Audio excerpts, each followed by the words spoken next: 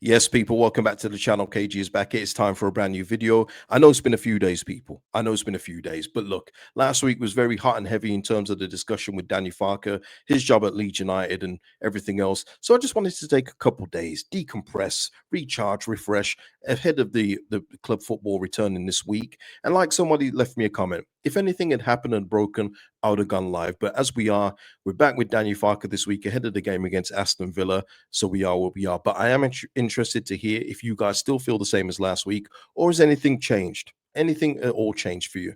Now, before I get into it, like the video, you know the drill, people. It's free to do, helps out the channel. Thank you to Phil. Thank you to Mr. P for the super thanks on the last video. Much appreciate, guys. And of course, big up to every single member of the channel. You make this thing go, and it's always helpful when we're getting up to the Christmas time. So thank you for the support and keep it coming. First of all, up on the docket is Harry Gray.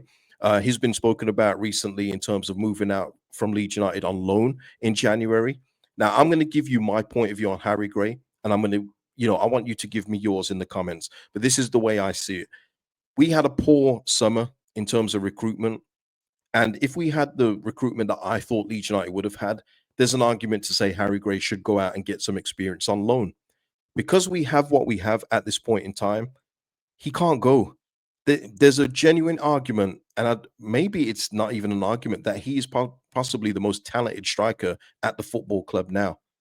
Possibly. Maybe with more experience, maybe you can argue with other players being more experienced that maybe they are. But in terms of natural talent, I think it's Harry Gray. And I put it to you another way. If the board or chairman come up to you and said, you've got to sell 2 strikers tomorrow, I would think a low percentage would say Harry Gray in there too that they'd sell. I think it would be a mix of the other 3. So that there wherein lies the problem in terms of me seeing Harry Gray going out on loan. Now, if we had a different scenario, let's just say we had Chris Wood and Troy Parrott, who's doing very well for AZ out in Holland, and obviously has done well for Ireland this week. If we had those 2 as our striking options at the football club right now, I'd say to Harry, you know what, man? In terms of consistency and availability for the way that those 2 play, you're probably not going to get much of a look in. Go out on loan, go and get some experience. But with the situation that we have now, I'm not letting him go. Now, I'm very interested to hear what you would do, but if there's one striker that we do need to let go in January, it's Joel Peru, and it's for a variety of reasons. First of all, for Leeds United, for the asset not to depreciate even more than it will if we don't keep on playing him to the end of the season.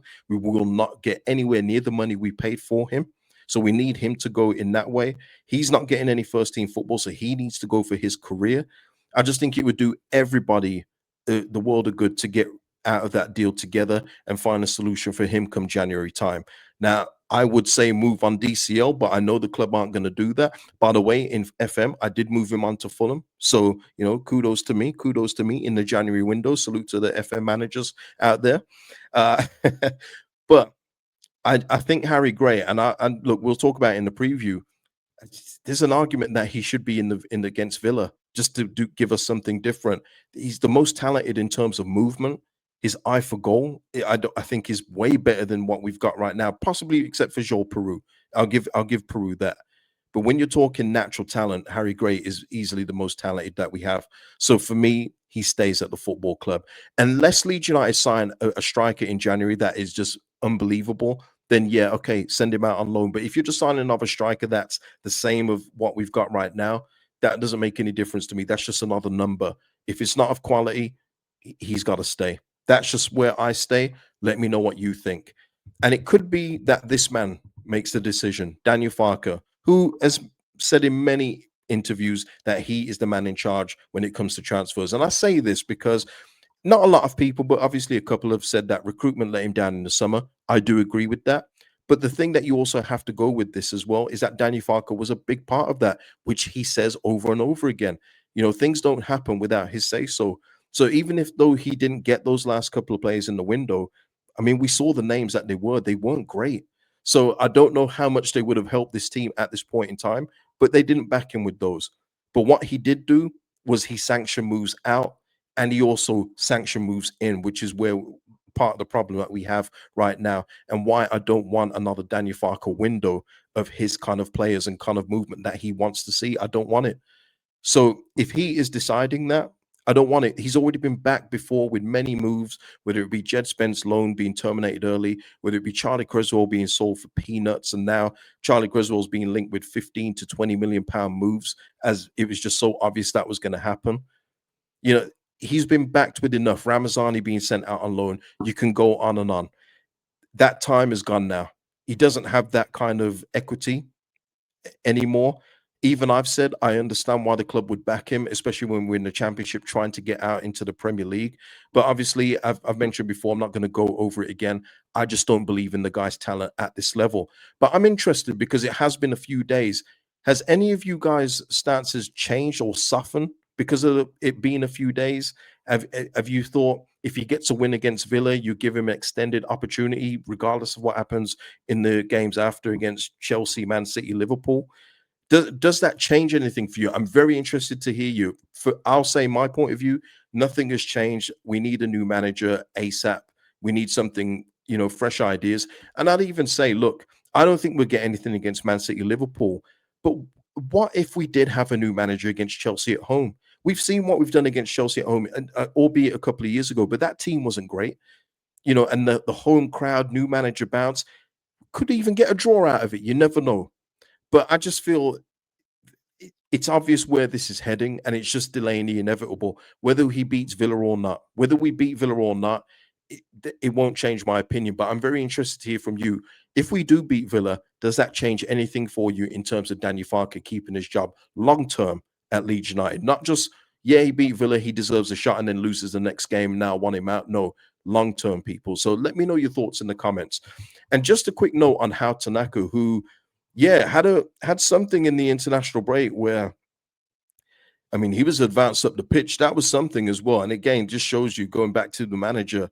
I mean, how Tanaka was about to take a shot when this incident happened, but how Tanaka had a little bit of a, you know, it, it was a nasty injury. Not him, but he caused one to Francis Abu and, broke his leg. Like he shattered it a couple of places. Now, Francis Abu's had surgery. He's all good and everything else like that. I mean, well, he's going to be recovered. They're hoping that he can make the World Cup. So, speedy recovery to Francis Abu and hope that's well. In Tanaka's case, I just wonder, is this going to play on his mind at any point when he's on the pitch? Because, these kind of things can affect people's psyche, and understandably so. The guy was about to strike the ball. Instead, he hit the guy's leg and shattered his leg in a couple of pieces. So I just wonder with how Tanaka, will it make him hesitant on the pitch? Hopefully he's good. Hopefully he knows, it was an accident. He was very, very apologetic to the Ghanaian people. I think it was Ghana. In terms of, it was an accident and everything else, and hope he's okay. I just wonder about how Tanaka and his psyche. And look, I just hope everything's good with him in that way.